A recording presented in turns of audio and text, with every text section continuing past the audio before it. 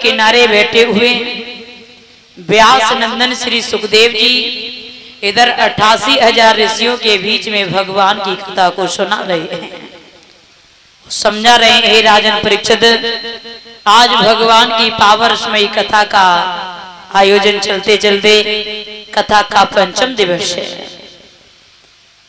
कल बड़ी ही सुंदर सी कथाएं आप लोगों ने रसास्वादन किया। किस तरीके से महाराज हरिश्चंद्र का नाम सत्यवादी राजा हरिश्चंद्र पड़ा। अब आप गौर करते हैं तो भगवान मर्यादा पुरुषोत्तम श्री राम का अवतार होने के बाद अब आप आगे देखते हैं कि प्रभु राम का विवाह सीता के साथ में कब, कैसे और कहां हुआ। जैसे इतने शब्द सुने हैं तो परीक्षित ने प्रश्न कर दिया, गुरुदेव आपने हमें कथा तो सुनाई राम के अवतार की, मगर समझ में नहीं आई। क्यों? बोले हमारे समझ में ये नहीं आ रहा है कि महाराज रघु के पुत्र हुए अज, और अज के पुत्र थे महाराज दशरथ, और दशरथ के ये 4 बेटा थे, राम लक्ष्मण भरत और शत्रुघ्न। अब समझ में ये नहीं आ रहा है महाराज। एक विद्वान तो यहाँ तक कह रहा है कि महाराज दशरथ का अवतार कब, कैसे और कहाँ हुआ था, और दूसरा विद्वान कह रहा है ये अपनी माँ के उदर से पैदा नहीं हुए थे। आग्रह करते हैं ये कथा थोड़ी हमें विस्तार से समझाने की कोशिश करें। जवाब दिया, बड़ा अच्छा प्रश्न किया तुमने। ये महाराज अज के पुत्र जो दशरथ थे, ये पुत्र तो थे मगर अज के नहीं थे। किसके थे? तो जवाब दिया, सुनो।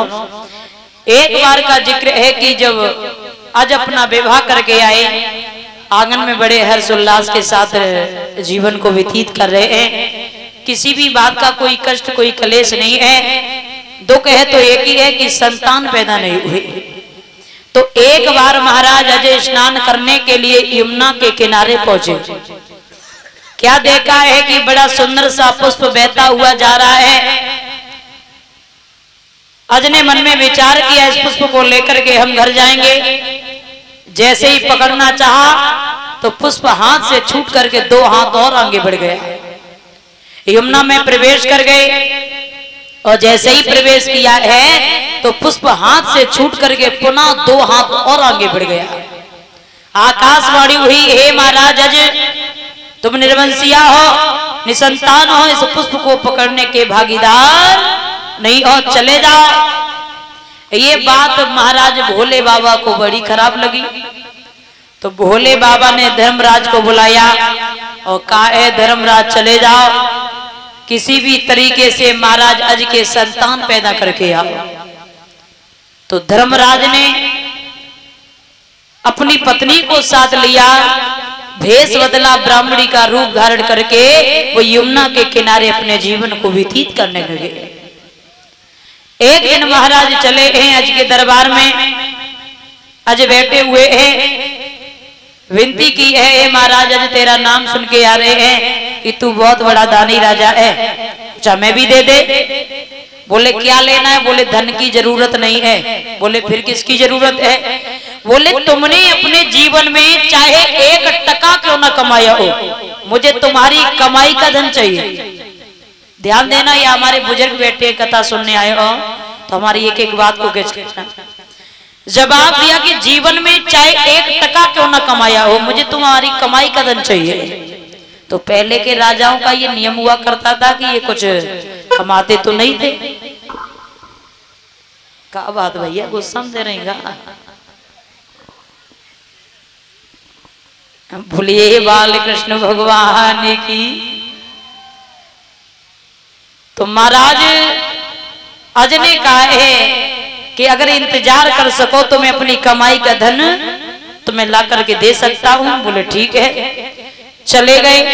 अब महाराज अज ने देखा है कि रात्रि का समय हुआ है, राजसी वस्त्रों को उतार के, सन्यासी वस्त्रों को धारण करके ये चले हैं और रात्रि के अंधकार में एक लोहार के पास पहुंचे। सारी रात महाराज अज ने लोहे को पीटा। उसके बाद उस लोहार ने महाराज अज को 1 टका दे दिया। वो 1 टका लेकर के चले यमुना के किनारे क्या देखा है कि ब्राह्मण के ना होने के कारण वो टका ब्राह्मणी के हाथों में दे दिया। कहा है कि वो महाराज आ जाएं तो उनसे कह देना ये राजा की दक्षिणा है, जो मैंने कहा था कि हम अपनी कमाई का धन देंगे, उनसे कह देना ये महाराज आज के द्वारा आई हुई है। बोले ठीक है। अब ब्राह्मणी ने एक टका देखा तो गुस्सा से झुलझा गई। वो टका लिया, इतनी तेजी से फेंका जो महाराज अज की सीमा में जाकर के गिरा, और उस टका ने गिरते गिरते ही महाराज गड्ढा बनाना प्रारंभ कर दिया। ध्यान देना, अब महाराज धर्मराज को पता चला है तो भाग करके पहुंचे। अब जहां गड्ढा भर रहा था उन्होंने गड्ढे को खुदवाना प्रारंभ कर दिया। खुदवाते रहे, क्या देखा है कि उसी गड्ढे से एक रथ निकलता है। रथ को पकड़ना चाहा लेकिन हाथ से छूट करके रथ अंतरिक्ष की ओर चला गया। पुनः खुदवाया उस गड्ढे से। प्रमाण तो हमें यहाँ तक मिला है कि एक रथ नहीं, दो रथ नहीं, बल्कि 9 रथ निकले और 9 रथ आसमान की ओर चले गए। पुनः खुदवाया, क्या देखा है कि 10वें रथ पर एक मासूम सा बालक बैठा हुआ है। बालक को तो गोदी में ले लिया, रथ था वो हाथ से छूटकर अंतरिक्ष की ओर चला गया। अब महाराज वो बेटा लिया है धर्मराज ने, जा करके अज के दरबार में पहुंचे। कहा है लीजिए महाराज, तुम्हारे तो यहाँ कोई संतान पैदा नहीं हुई, ये पुत्र मैं तुम्हें समर्पण कर रहा हूं। पुत्र को ले लिया, बड़े खुशी खुशी में आज बेटे का नामकरण संस्कार करवाया। तो ज्योतिषियों ने बताया कि इस बेटे का अवतार 10वें रथ पर हुआ है, तो इसका नाम रख दो 10 रथ, यानी 10वें रथ पर पैदा होने वाले महाराज दशरथ का नाम दशरथ पड़ा। बोले कोई शंका हो तो पूछ सकते हो। परिचित ने कहा है गुरुदेव आपकी इस कथा को सुनकर के मुझे बड़ा आनंद प्राप्त हो रहा है, लेकिन समझ में एक बात और नहीं आ रही है। बोले क्या? बोले भगवान को इतनी बड़ी उपाधि क्यों दी गई है? क्या? बोले मर्यादा पुरुषोत्तम श्री राम। अरे सीधे डायरेक्ट कह दो कि वो प्रभु राम है, इतनी बड़ी उपाधि क्यों दी है? बोले एक कारण है। कौन सा कारण?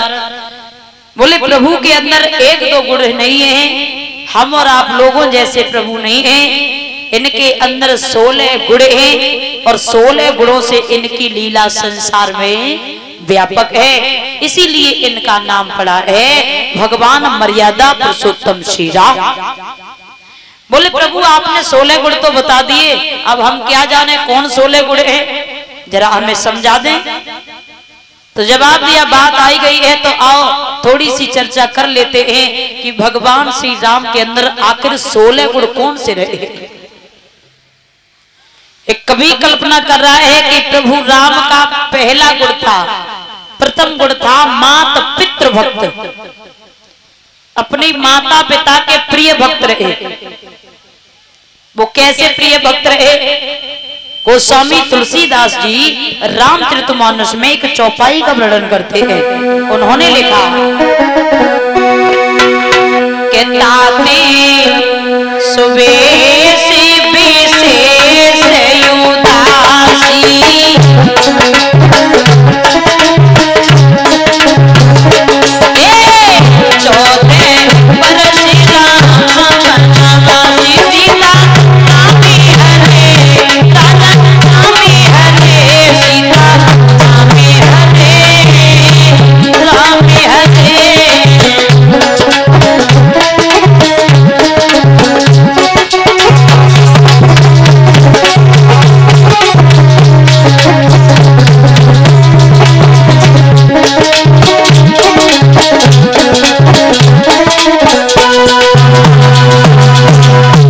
तात सुवेश अभिशेष युदासी और 14 वर्ष राम बनवासी।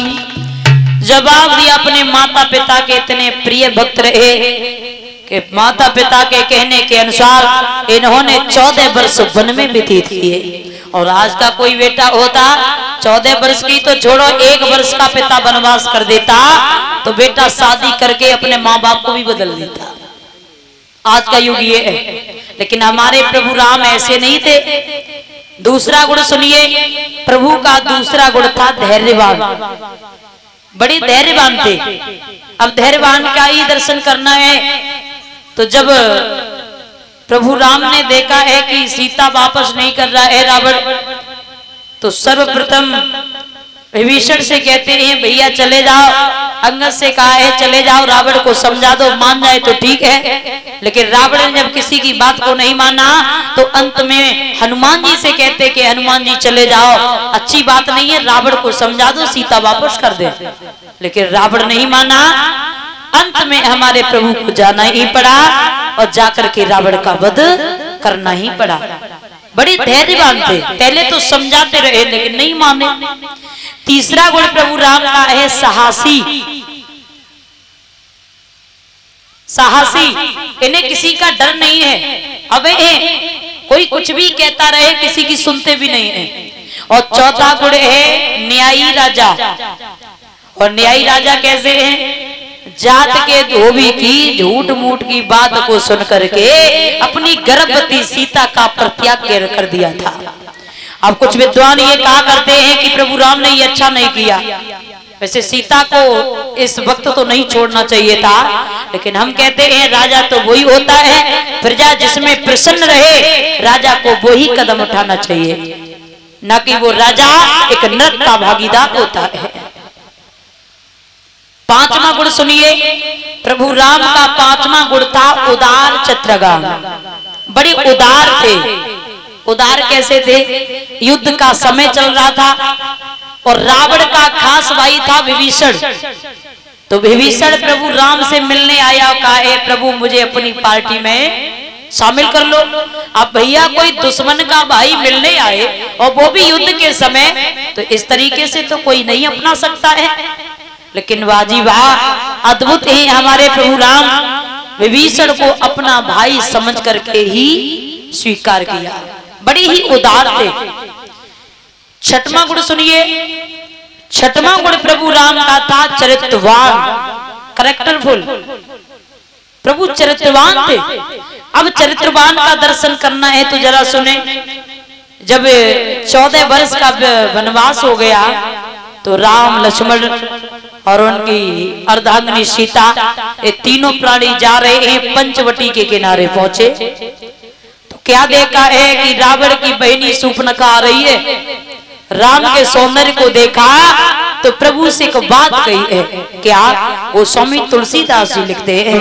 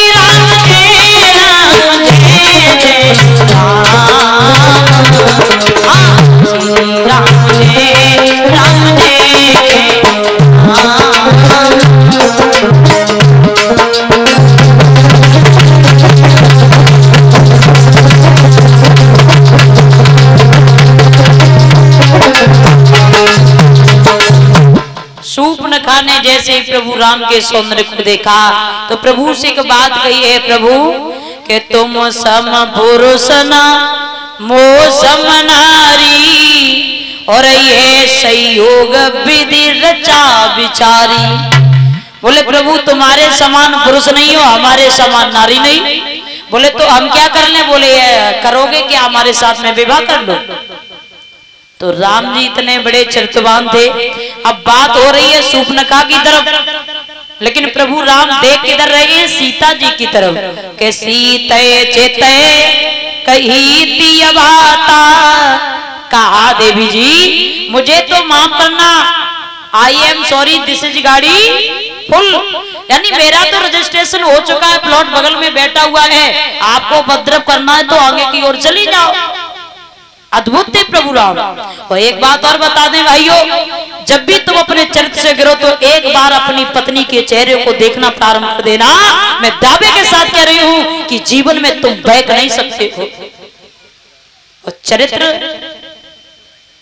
कहते हैं कि महाराज पैसा की कोई वैल्यू नहीं है, पैसा तो इंसान दुनिया में बहुत कमा लेता है, मन चाहे उतना कमा लेता है, लेकिन एक बार तुम्हारा चरित्र चला गया तो लाख कोशिश करना कभी जीवन में वापस आने वाला नहीं है। ऊंचे गिर से जो गिरे मरे एक ही बार, और चरित्र गिर से जो गिरे सो मरे बारम। चरित्र बड़ा ही जीवन में अमूल्य है। कोई एक बार ठोकर से गिरता है तो उठाने वाले हजार हो जाते हैं, और एक बार कोई नजरों से गिर जाए तो ठोकर लगाने वाले हजार होते हैं। तो जीवन में मनुष्य को धर्म पे चलना चाहिए, चरित्रवान होकर के जीना चाहिए। अब आज की डेट में देखो तो कहां किसके पास चरित्रवान है, कौन चरित्रवान है? किसी के पास अब चरित्र नहीं है।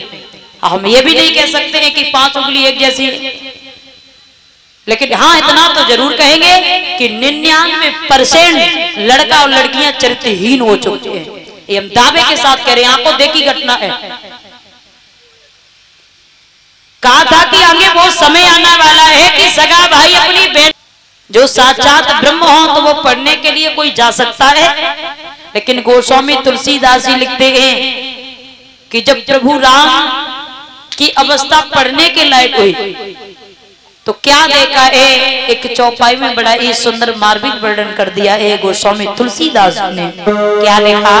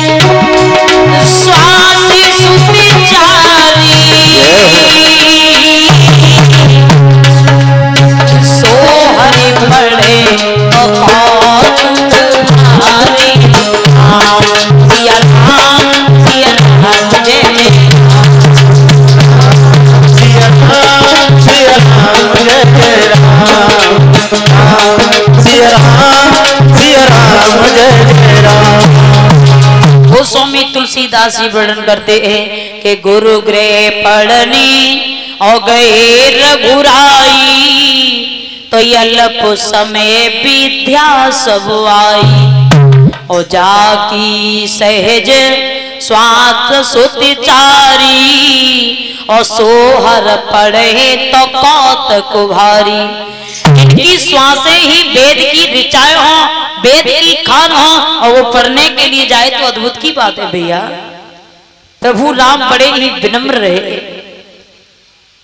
ये प्रभु राम का था 7वां गुण, 8वां गुण सुनिए। प्रभु राम का 8वां गुण बड़ा प्यारा है, दृढ़ प्रतिज्ञ।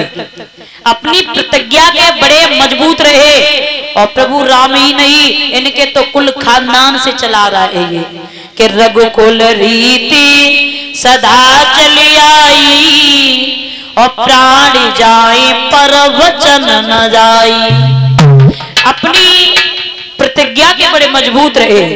ये दृढ़ प्रतिज्ञ प्रभु राम का जो गुण था, जब 14 वर्ष का वनवास हुआ तो क्या देखा है कि वन में कुछ संतों की अस्थियां पड़ी हैं, हड्डियां पड़ी हैं। तो प्रभु राम ने उन अस्थियों को उठाया कि भुज उठाए प्रणकीन, निश्चर जान करो मही भुज उठाए प्रणकीन। उन हड्डियों को उठाया, मस्तक से लगाया, कहा है कि मेरा पृथ्वी पर अवतार इसीलिए हुआ है कि समस्त पापियों का इस पृथ्वी से मैं विनाश कर दूंगा। और आगे वही हुआ कि प्रभु को हर पापी का विनाश करना ही पड़ा। तो अपनी प्रतिज्ञा के बड़े मजबूत रहे। 9वां गुण सुनिए। 9वां गुण प्रभु राम का था सत्यवादी। सत्यवादी अपने जीवन में इन्होंने कभी झूठ नहीं बोला, हमेशा सत्य का ही पालन किया। और सत्य पर चलने वाले प्रभु राम आज देखिए उनका नाम स्वर्ण अक्षरों में विख्यात है।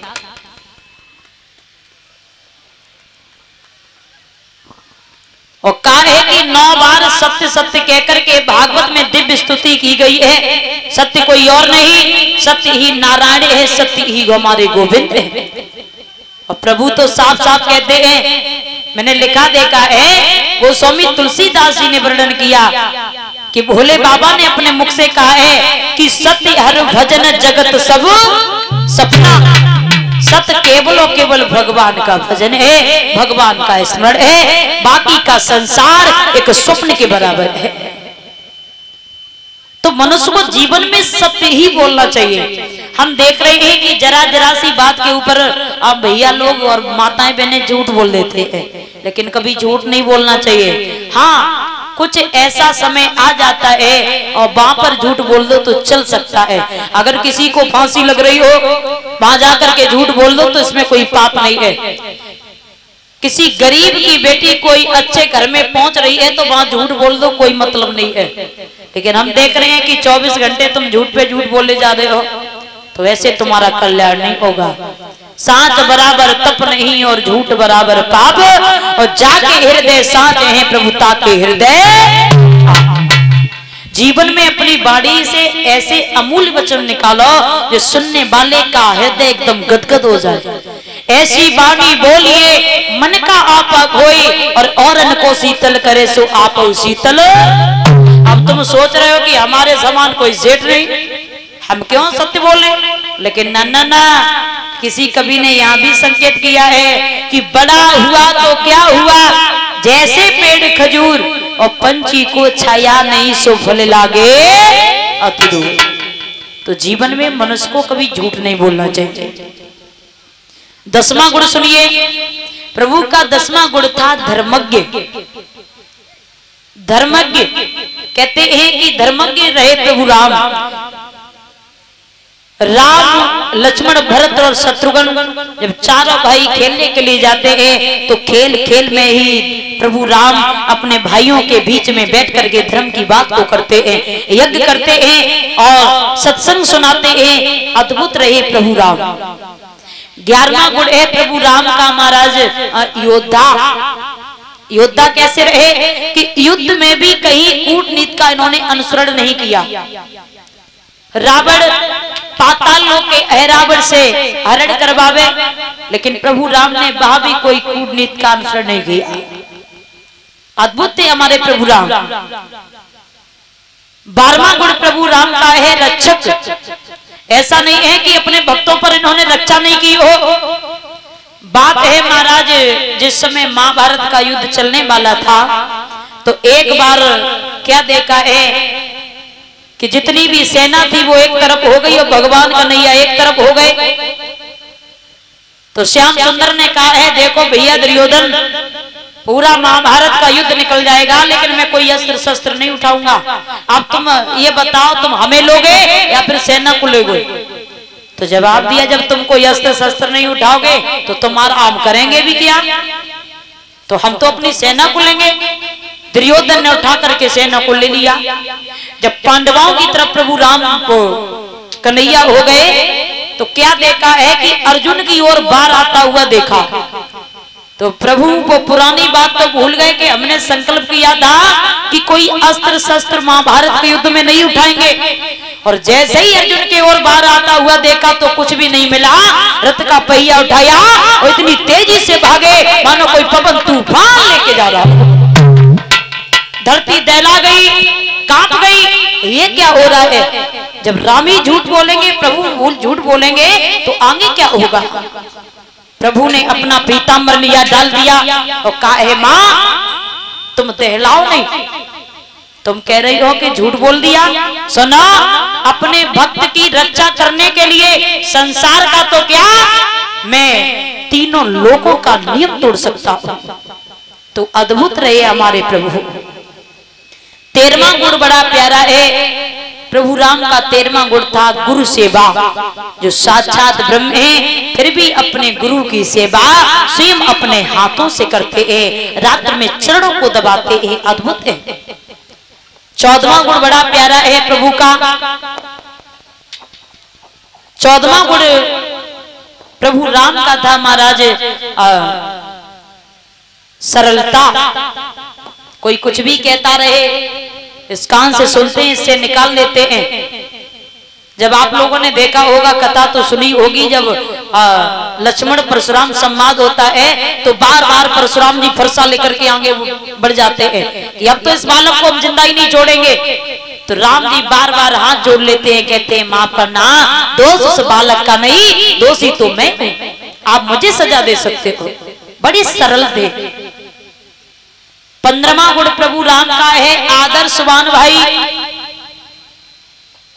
और रामायण में तो यहां तक लिखा है कि प्रभु 4 भाई नहीं बल्कि 5 भाई थे। सुनकर के आप लोगों को बड़ा आश्चर्य हुआ होगा कि भैया 4 तो भाई सबने सुने, 5वां कौन सा कूद पड़ा है। लेकिन प्रभु राम ने स्वयं कहा है कि तुम मम प्रिय भरत सम भाई। हनुमान जी को अपना प्रिय भाई समझ के ही स्वीकार किया। तो राम जी 4 भाई नहीं बल्कि 5 भाई बताए गए हैं। 16वां गुण बड़ा प्यारा है प्रभु का सहनशीलता। राम रूप में ही मां जानकी और लक्ष्मण यानी चारों भाइयों का ही दर्शन हो जाता है। और जहां हमारे गोविंद पहुंच जाते हैं वहां सबकी आंखें डबडबा जाती है। तो अद्भुत है, बड़े सरल है। इन 16 गुणों से प्रभु की लीला संसार में व्यापक है, इसीलिए इनका नाम पड़ा है मर्यादा पुरुषोत्तम श्री राम। हमारे प्रभु राम समस्या नहीं है, हर समस्या का समाधान है। कोई दिल से मान के तो देखे। कहते हैं कि Krishna ji always give solution, he can not give any problem. हमारे कान्हा, हमारे कृष्णा समस्या नहीं, हर समस्या का समाधान है।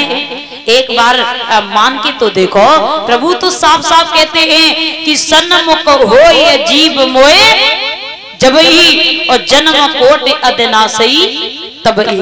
पापी से पापी प्राणी क्यों ना हो, एक बार सच्चे मन से कह दे कि मैं प्रभु तेरा था और तेरा हूं और तेरा ही रहूंगा, तो ऐसे भक्त को भी मेरे गोविंद अपने हृदय से लगा लेते हैं। एक बार कह के तो देखो, रोज ही ना उठ करके एक ही विनती करो, गोविंद मैं भला हूं, बुरा हूं, नीच हूं, लफंगा हूं, कामी हूं, जैसा भी हूं वैसा मैं तेरा हूं। If you want this love, if you want this love, कहते हैं कि महाराज प्रभु राम तो अद्भुत थे और इनकी लीला तो 16 गुणों से भरपूर है। और हम लोगों के अंदर तो देखा जाए तो 1-2 गुण भी ऐसे नहीं मिलेंगे जो संसार में हमारे जाने के बाद लोग याद कर सके। हमारे अंदर कोई ऐसे भी गुण नहीं है। कहीं चोरी कर रहे हैं, कहीं डकैती डाल रहे हैं, किसी का धन चुरा चुरा के अपने घर पे रख रहे हैं, तो ऐसा जीवन काटना तुम्हारे लिए एक तरीके से जानवर के बराबर हो गया। पशुओं की भांत आए, पक्षियों की भांत आए, पेट भरते रहे, संसार से जुदा होकर के चले गए, तो मानव और जानवर में कोई अंतर नहीं होता है। पेट तो एक सुअरिया भी पाल लेती है जो रोड़ों पर घूमती है। महाराज श्री सुखदेव जी समझा दे, हे राजन परीक्षित, अब ज्यादा ना कहते हुए, वही समय भी कम है और हम तो दृष्टांत देने में लग जाए तो हम यही नहीं जानते कहाँ पहुंच गए। टाइम भी कम है और अभी प्रभु राम का विवाह भी होना है और उधर चंद्रवंश की कथाएं भी प्रारंभ होनी है। तो आइए अब गौर करते हैं कि प्रभु राम का विवाह सीता के साथ में कब, कैसे और कहाँ हुआ। साथ साथ आपको एक बात और बता दें कि महाराज जनक जी के यहाँ जो महात्मा दधीच की हड्डियों का बना हुआ धनुष रखा, 2 धनुष नहीं बल्कि 3 धनुष बन के तैयार हुए। एक वज्र नाम का धनुष बन के तैयार हुआ जो देवराज इंद्र को दिया गया। एक विनाश नाम का धनुष बन के तैयार हुआ जो महाराज भोले बाबा को दिया गया। और एक सारंग नाम का धनुष बन के तैयार हुआ जो भगवान विष्णु को दिया गया। और जो विनाश नाम का धनुष था भोले बाबा को दिया गया, वो विनाश नाम का धनुष ही जनक जी के यहाँ 1-2 पीढ़ी नहीं, 4-6 पीढ़ी नहीं, बल्कि 19 पीढ़ी पहले से रखा हुआ था।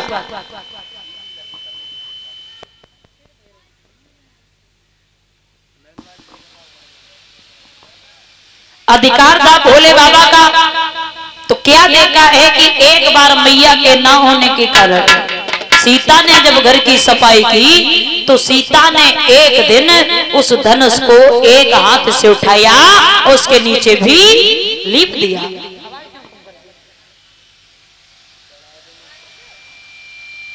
जब सीता ने धनुष उठाया तब सीता की उम्र कोई खास ज्यादा नहीं थी।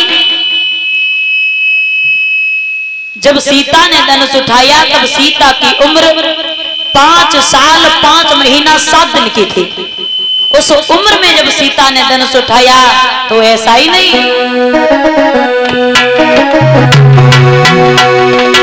कि श्री जनकी दुलारी सीता ने बचपन में कौन को दिखलाया।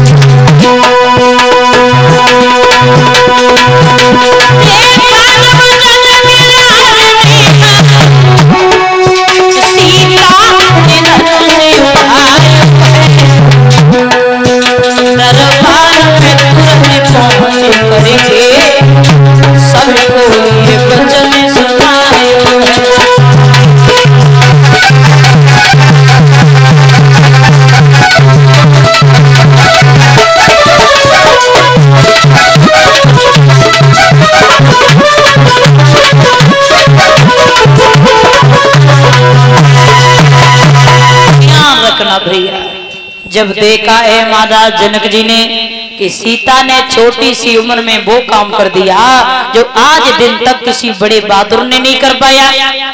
संकल्प किया कि अब हम अपनी बेटी सीता का विवाह उसी के साथ करेंगे जो धनुष को उठा के तोड़ देगा। दरबार में पहुंचे, आदेश कर दिया है सभा के लोगों, हम अपनी बेटी सीता का स्वयं रखना चाहते हैं और आज एक पत्र लिखो। पत्र में, खत में, चिट्ठी में एक ही बात लिख दो। क्या लिखनी है? धनुष को उठा के तोड़ देगा, उसी के साथ में हम अपनी बेटी सीता का विवाह कर देंगे। चारों तरफ भैया पत्र लिखवाने के बाद भिजवाया गया। जहां विश्वामित्र आजमगढ़ में राम और लक्ष्मण को लेकर के रह रहे थे, वहां भी पत्र पहुंचा। अब एक विद्वान लिख रहा है कि हर जगह पत्र भेजा मगर अयोध्या में पत्र नहीं भेजा। परीक्षित ने प्रश्न कर दिया, गुरुदेव तो तो सुनकर के बड़ा आश्चर्य हो रहा है कि राम लक्ष्मण तो अयोध्या के रहने ही वाले थे, फिर ऐसी कौन सी बात बनी जो अयोध्या में पत्र नहीं पहुंचा। तो महाराज सुखदेव जी समझाते हैं, राजन परीक्षित आओ हम तुम्हें समझाते हैं कि अयोध्या में पत्र जनक जी ने क्यों नहीं भेजा। एक छोटा सा प्रमाण है कि जिस समय महाराज जनक अपने जनकपुरी में निवास कर रहे थे, बात बड़ी पुरानी थी, तो एक बार कोई पतिव्रता स्त्री अपने पति को पीठ पे बैठा करके निकल रही थी। एक संत जी समाधि को लगाए हुए जनकपुरी में बैठे हुए थे। वो पत्नी को दिखाई नहीं दिया, आगे बढ़ती चली गई। उसका पैर जो था संत जी के कमंडल में लग गया, पानी था वो फैल गया, समाधि टूट गई। श्राप दे दिया उन संत जी ने कि जाओ तुम अपने पति के प्यार में इतनी अंधी हो, पागल हो गई, दिखाई नहीं दिया, तुमने हमारी तपस्या को ही भंग कर दिया, तो जाओ मेरा श्राप है कि सवेरा होते ही तुम्हारे पति की मृत्यु हो जाएगी। अब जैसे इतने शब्द सुने हैं तो वो भी कम नहीं पतिव्रता स्त्री थी, जवाब दिया जाओ अगर आप सच्चे संत हो तो मैं भी सच्ची सती हूं। हम यही देखते हैं कि जनकपुरी में सवेरा होता ही कैसे है। अब जब जनकपुरी में सवेरा नहीं हुआ तो जनक जी बड़े हैरान हैं, बड़े परेशान हैं, व्याकुल हैं, क्या किया जाए समझ में नहीं आता है कि ये अंधेरा ही अंधेरा क्यों छा गया। चारों तरफ खबर भिजवाई, लगता कहीं सती और संत में युद्ध चल रहा है। पता जब लगा है तो जनक जी उस पतिव्रता स्त्री के पास में पहुंचे और कहा, जवाब दिया है कि हमने सुना है कि तुम इस जनकपुरी में सवेरा नहीं होने देती हो, क्या बात है। जवाब दिया, महाराज अगर मैंने जनकपुरी में सवेरा करवाया तो हमारी पति की मौत हो जाएगी, और आपको पता होना चाहिए कि जिसका पति दुनिया से अलविदा होकर के चला जाए उस पत्नी का कोई रखवाला नहीं होता है, हमें रड़ापा भोगना पड़ेगा। तुम उत्साह के साथ रहोगे तो हम सवेरा होने ही नहीं दूंगी। तो जनक जी ने कहा है कोई उपाय बताइए। बोले हाँ एक उपाय तो है महाराज कि कोई पतिव्रता स्त्री आए, कच्चे घड़े को लाए, कच्चे धागे से बांध करके जो हमारे पति को नहलवा देगी, जाओ मैं जनकपुरी में सवेरा करवा दूंगी। अब ये खबर महाराज जनक जी ने भेजी है अयोध्या में, ध्यान देना, किसके लिए, मैया कौशल्या के लिए।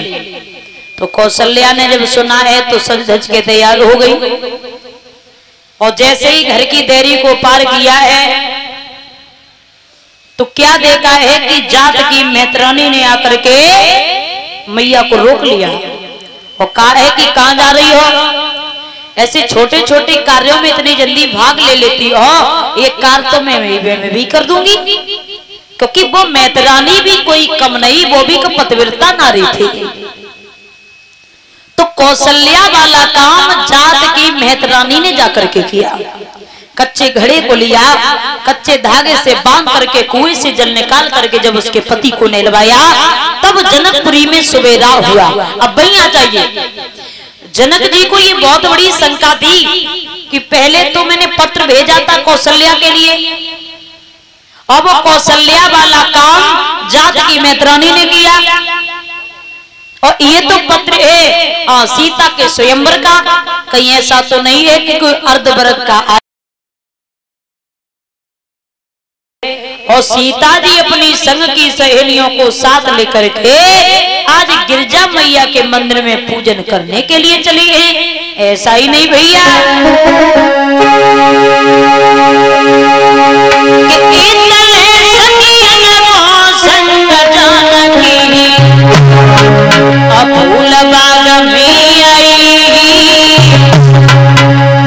बगिया के बीच में बैठे राम लखन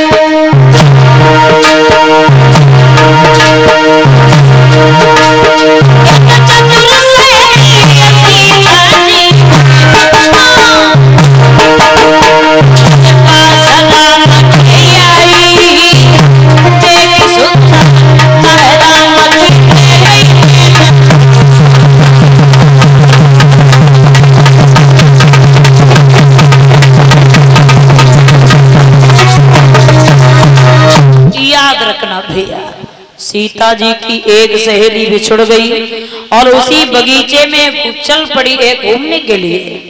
तो क्या देखा है, राम लक्ष्मण के सौंदर्य को निहारा, सौंदर्य को निहार करके मन में विचार किया है, परमात्मा इनका विवाह अगर हमारी बहन सीता के साथ में हो जाए तो कितना बढ़िया रहेगा। वो लड़की भागी और जाकर के सीता के पास में पहुंची। कहा, बहन बगीचे के अंदर दो पुरुष आए हुए हैं। कैसे पुरुष हैं? जवाब दिया, ऐसा प्रतीत हो रहा है मानो कि राम लक्ष्मण क्यों न पधारे हो। वो राम लक्ष्मण की सुंदरता का वर्णन करती हुई सीता से बोली है और कहा है, बहन सुना, आरी सुनारी और सजनी राम बगिया में आए।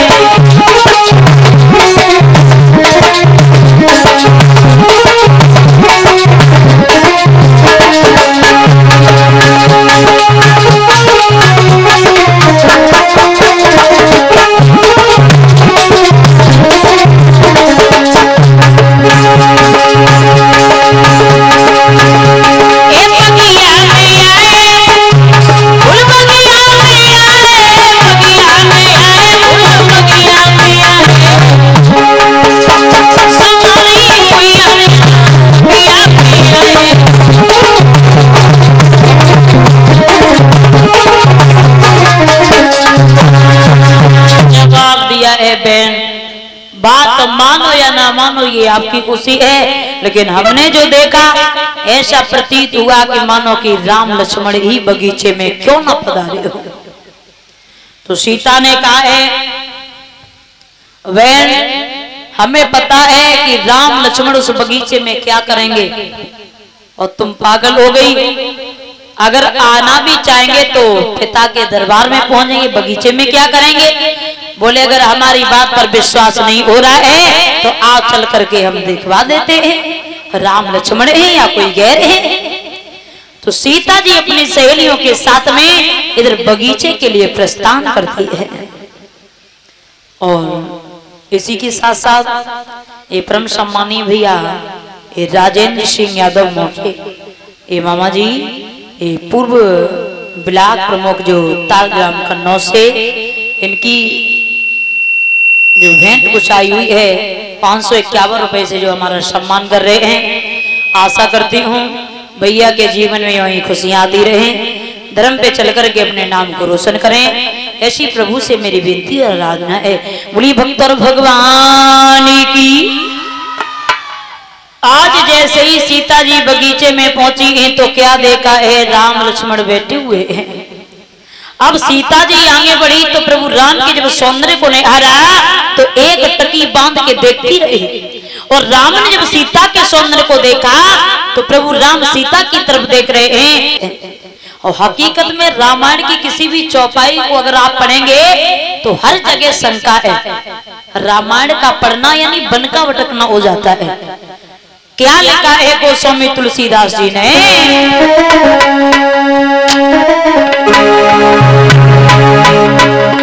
रंगे भूमि जब असिया पगुधारी अमोहे देखी सकल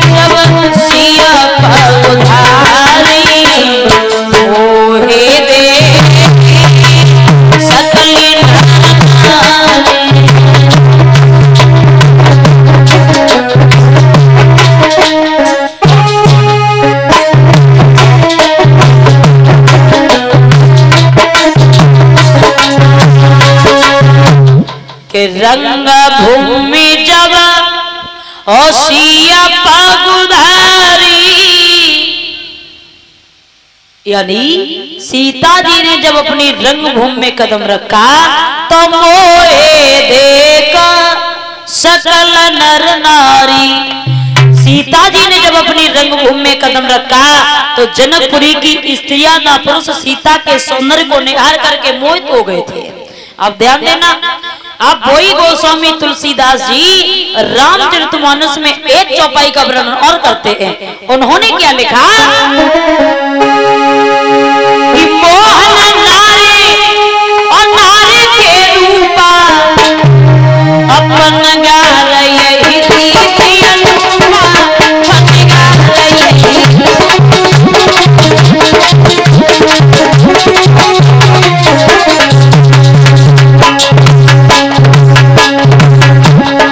आप वही गोस्वामी तुलसीदास जी संकेत करते हैं कि स्त्री को देख करके कभी प्रसन्न नहीं होती है, कभी मोहित नहीं होती। फिर गोस्वामी तुलसीदास जी ने ये वर्णन कैसे कर दिया, लिखा है अरे मोहन नारी नारी के रूपा अपन गार यही रीति अनुपमा, अपन गार यही।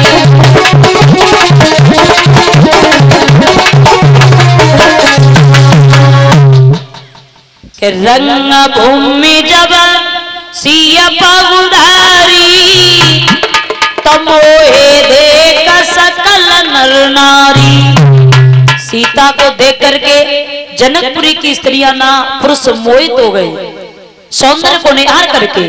अब वही गोस्वामी तुलसीदास जी कहते हैं कि स्त्री को देख करके कभी प्रसन्न नहीं होती है कि मोहन नार नारी के रूपा अपन गार यही रीति अनुपा।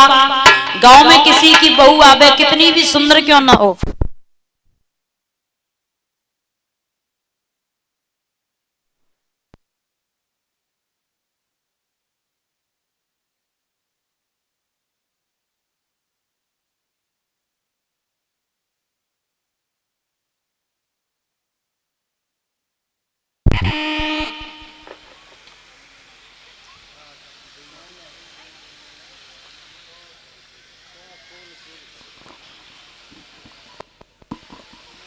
बोले गोविंद भगवान की।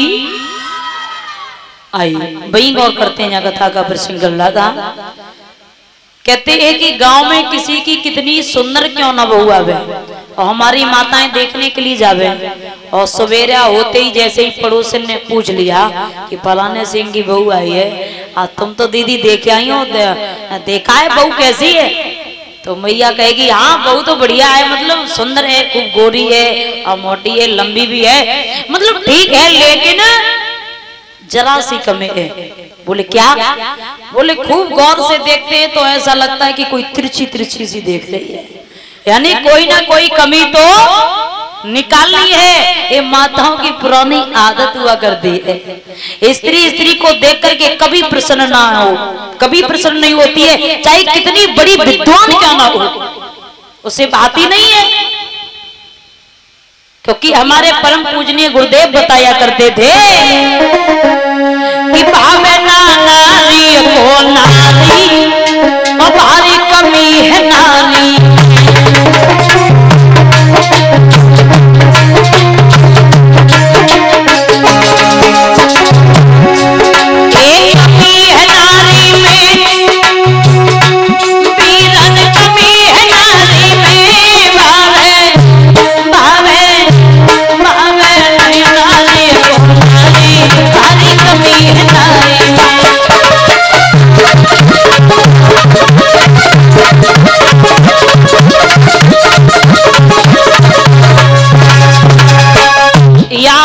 भैया कहते हैं चाहे कितनी सुंदर क्यों ना कोई स्त्री हो, लेकिन दूसरी स्त्री जब देखती है तो उसमें कोई ना कोई अवगुण तो निकाल ही देती। फिर गोस्वामी तुलसीदास जी ने ये कैसे संकेत कर दिया कि रंग भूमि जब सिया पगुधारी अब मोहे देख सकल नर नारी। शंका ना करें। वो स्वामी तुलसीदास जी ने जो लिखा है बिल्कुल ठीक लिखा है।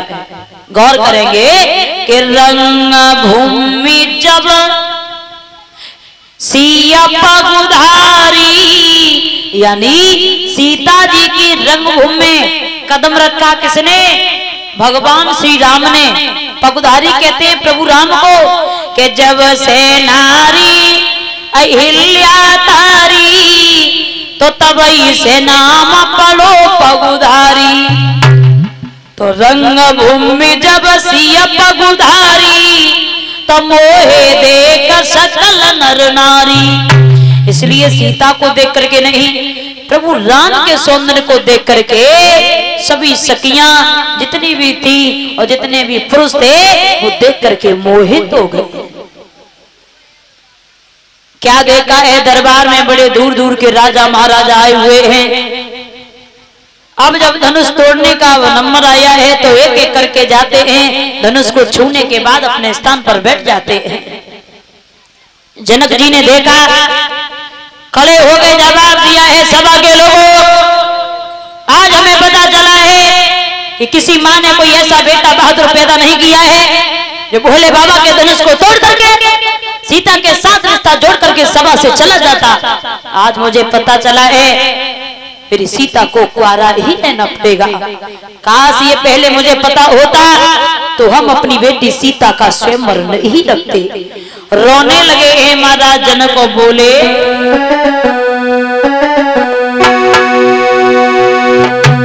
कुआरी लली रही, बोले के कुआरी दी रही और फिर था पे धनुष की रानी कुआरी।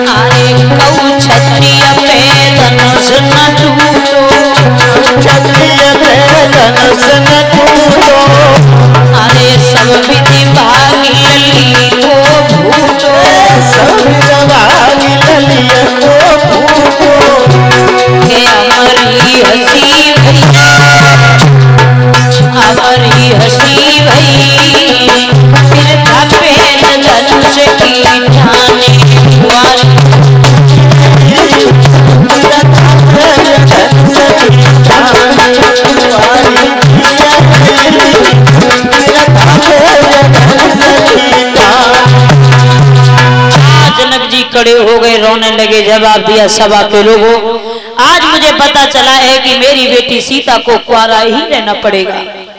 जैसे इस सभा में बैठे हुए बड़े बड़े बहादुरों ने सुना तो प्रमाण तो हमें यहाँ तक मिला है।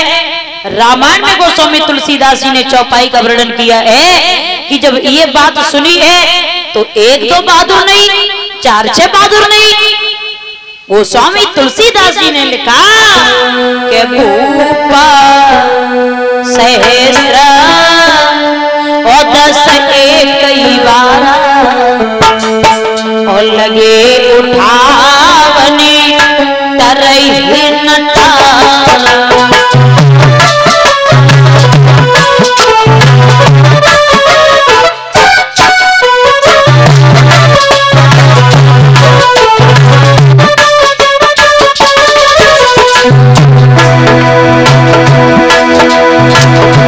ऊपर से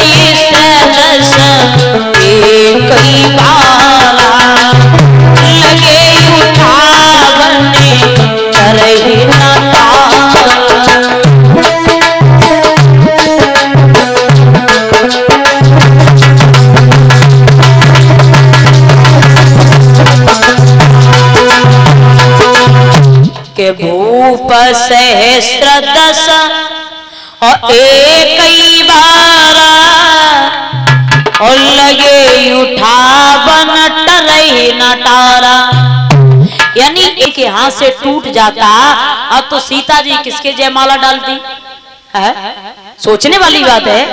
लेकिन याद रखना धनुष की वो करामात थी कि जितना बड़ा बहादुर धनुष को तोड़ने के लिए जाता था उसकी ताकत को खींच करके अपने वजन को बढ़ा करके और लंबा हो जाता था। जब किसी के हिलाए से धनुष नहीं हिला, जनक जी खड़े हो गए, जवाब दिया सभा के लोगों, अरे हमारी मुंह की तरफ क्या देख रहे हैं?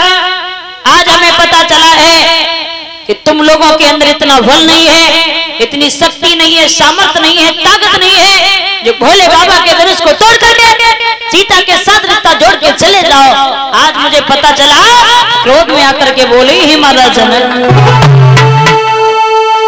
कि अब समझ लिया उन्हें बुरे होगी,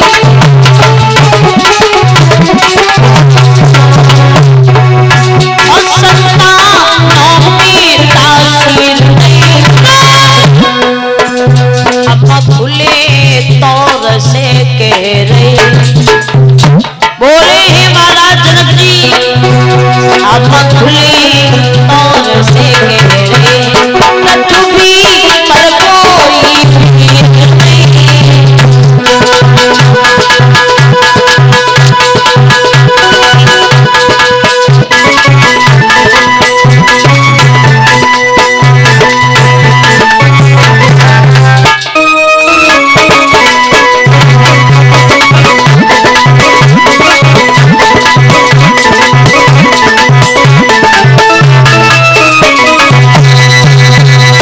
जवाब दिया है महाराज जनक ने कहा है सभा के लोगों, आज मुझे आशा नहीं पूर्ण विश्वास है कि अब हमारी बेटी सीता को कुंवारा ही रहना पड़ेगा।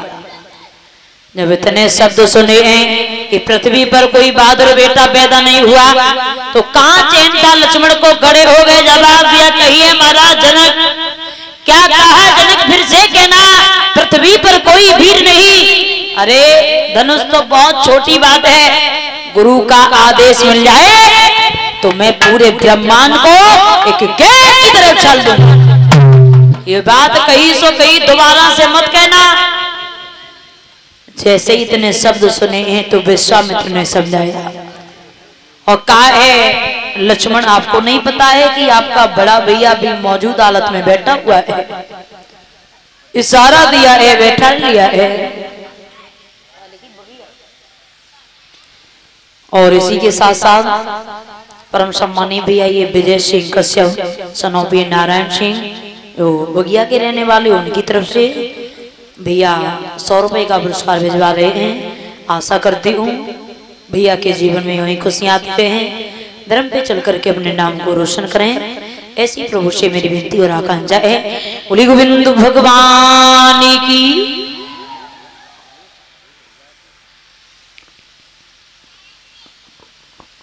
महाराज श्री सुखदेव जी समझा रहे, हे राजन परीक्षित, इधर लक्ष्मण को इशारा दे करके बैठा लिया है और राम से कहा है, बेटा राम चले जाओ, किसी भी तरीके से महाराज जनक के संताप को दूर करो, जाकर के धनुष को तोड़ दो। अब राम जी जब चले हैं तो प्रभु राम की उम्र कोई खास ज्यादा नहीं थी, 14 वर्ष की उम्र है। अब सभा में बैठे बड़े बड़े बहादुर ताली बजा के हंसने लगे, देखो सीटी चढ़ी बाहर उठाने। हम लोगों में इतना बल था तब धनुष हिला नहीं पाए, जरा सा बालक क्या कर लेगा। लेकिन कहा है किसी ने कि जब तक भक्त की होत न आसी और तब तक भक्ति होत नहीं साची। प्रभु राम ने किसी की तरफ नहीं देखा, जाकर के धनुष को नमन किया। अब नहीं कह सकते हैं कि प्रभु राम ने एक हाथ से धनुष उठाया, कब कितने टाइम प्रभु राम ने धनुष को तोड़ दिया। बोलिए श्याम रामचंद्र की। खुशी ही खुशी दिखाई देने लगी है, जय जयकार का शब्द सुनाई दे रहा है। सीता को साथ लेकर के इधर सहेलियां बड़ी हैं माला लेकर के डलवाने के लिए। अब भैया सीता की उम्र है 5 साल 5 महीना 7 दिन की और राम की अवस्था है 14 वर्ष की। अब सीता जी खूब हाथ ऊंचे कर रही है, लेकिन जयमाला नहीं डल रही है। अब लड़कियां आपस में विनती करने लगी, कहा है प्रभु राम, हमारी बहन सीता आपसे बहुत छोटी है, कृपा अगर आपकी हो जाए तो ज्यादा नहीं थोड़े से झुक जाइए, ताकि सीता जी पहुंच के आसानी से जयमाला को डाल दे। बोली ये लड़कियां,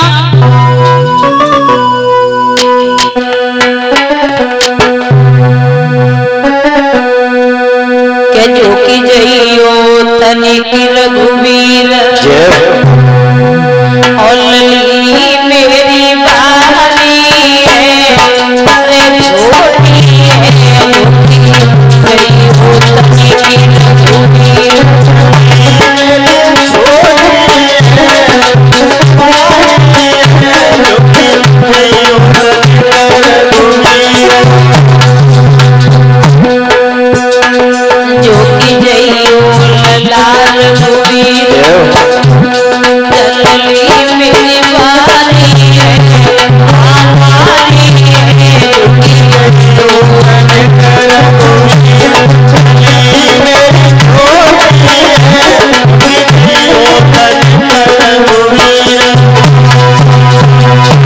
सहेलियों ने विनती की है तो राम ने मन में विचार किया, आओ झुकने में कुछ जा थोड़ी न रहा है, झुके जा रहे हैं। प्रभु राम जैसे ही झुकने के लिए उद्यत हुए, सही लक्ष्मण बीच में आ गए और कहा है भैया क्या कर रहे हैं? बोले कुछ नहीं। बोले कुछ तो, बोले झुकने जा रहे हैं। तो लक्ष्मण ने कहा है पहली बात तो हमें ये बताओ तुम खड़े कहाँ? बोले ससुराल में। और ये सामने कौन है? बोले तेरी भाभी है। तो लक्ष्मण ने कहा है भैया ससुराल में और वो भी भाभी के सामने, पहली बार अगर झुक गए तो जिंदगी भर ऐसा ही झुकना पड़ेगा। तो राम ने कहा जयमाला पड़े चाहे ना पड़े, अब मैं झुकने वाला नहीं हूं। अब राम जी खड़े हो गए, जवाब दिया देखो सखियो हमें पता है, हाँ आप लोग बड़ी चतुर हो और हमें इस तरीके से झुका रही हो, हमारा अपमान मत कराओ, मैं अब नहीं झुकना चाहता हूँ। अब लड़कियां लक्ष्मण गीत पे ही डले थे तो फिर काहे को गए थे? और हमें ये समझ में नहीं आ रहा है कि हमारी माताओं की गालियों को लिखने वाला कवि कौन से देश का है। कोई पता नहीं है माताओं की खोपड़ी का, कब कितने टाइम एंटीना किधर घूम जाए, कौन सा चैनल पकड़ ले, किधर गाने के लिए प्रारंभ हो जाए, कोई पता नहीं। हाँ अरे कम से कम ऐसी तो गाली दो जो सुनने वाले ये कह सके भैया अच्छी गाली है। ये तो पता नहीं है कि लड़का की अम्मा और पापा पता नहीं क्या क्या वहां सब लोग बुला लेते हैं गाली के टाइम, तो वहां ऐसी गालियां नहीं दी गई है। प्रभु राम को लड़कियां गाली देती हुई बोली हैं कैसे कि तुमसे निकली आवे मेहमान, कहा कि तुमसे निकली आवे मेहमान और हमारे घर हरे हरे, हमारे घर विद्या के धनी, तुमसे निकली आवे मेहमान, हमारे घर हरे हरे, तुमसे निकली आवे मेहमान। राम लक्ष्मण को गालियां देती हुई लड़कियां बोली है प्रभु तुम्हारे जैसे मेहमान हमारे घर में नित्य आया करे, नित्य पदार्पण हो। बोली अरे लेने देने को कुछ नहीं है हमें खाली हाथ, लेने देने को कुछ नहीं हमें खाली हाथ, और सीता लली उम्र की बारी लागे तुम्हारे सेवा करो हरे हरे, सेवा मुझे कछुआ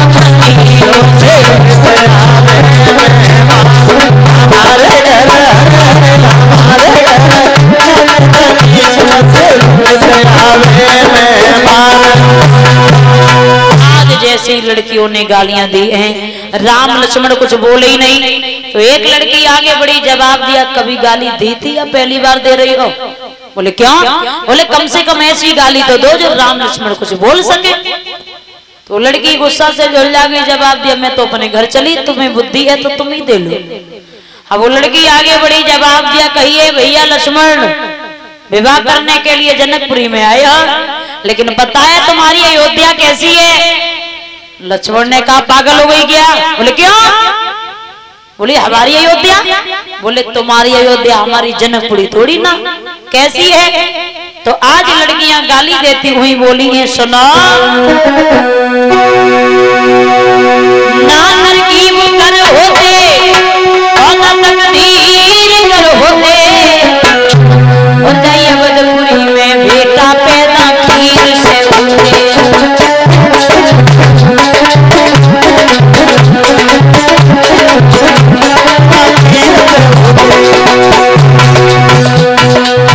वो लड़की को कुछ बोलने में ना बना तो राम लक्ष्मण भरत और शत्रुघ्न जो हवन की खीर से पैदा हुए थे तो आज वो ही गाली बना करके बोल पड़ी। अब लक्ष्मण ने इशारा किया, भैया राम अब नहीं रहा जाता है। बोले तुम भी कह लो अपने मन की बात। तो लक्ष्मण आगे बोले, जवाब दिया, सुनो हमारी अयोध्या तो तुम्हारी जनकपुरी से लाख गुनी बढ़िया है। क्यों? बोले हम तो खीर से ही पैदा हो गए, लेकिन तुम्हारी जनकपुरी बताए कैसी है? कैसी है? तो जवाब दिया, सुनो ना तोड़ कर होती ना सोच कर होती, और जनकपुरी में बिटियां धरती बोल के होती।